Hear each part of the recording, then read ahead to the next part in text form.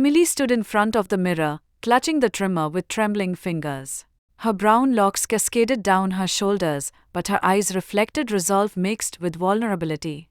She had spent weeks battling this decision.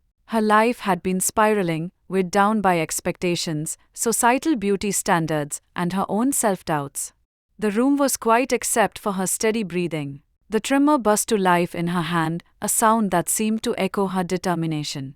Emily stared at her reflection, tracing the tattoo on her collarbone, a tiny bird symbolizing freedom.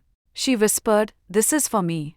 As she placed the trimmer near her temple, memories of her long hair being praised flashed before her eyes. A tear slipped down her cheek.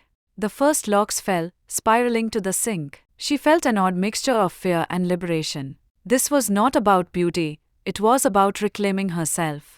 Every stroke of the trimmer unearthed emotions she'd buried. Each fallen strand represented a release from expectations and the courage to start anew.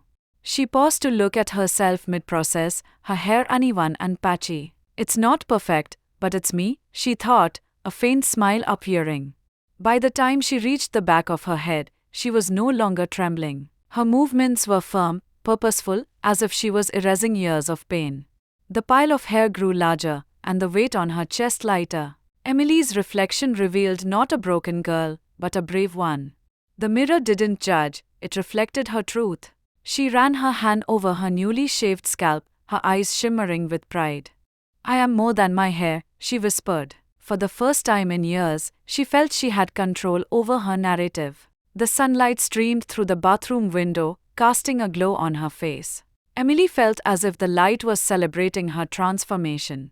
With every passing second, her self-perception evolved. She wasn't conforming, she was redefining what it meant to be herself. Emily stepped away from the mirror, her heart lighter and her spirit renewed. She was ready to face the world as her most authentic self.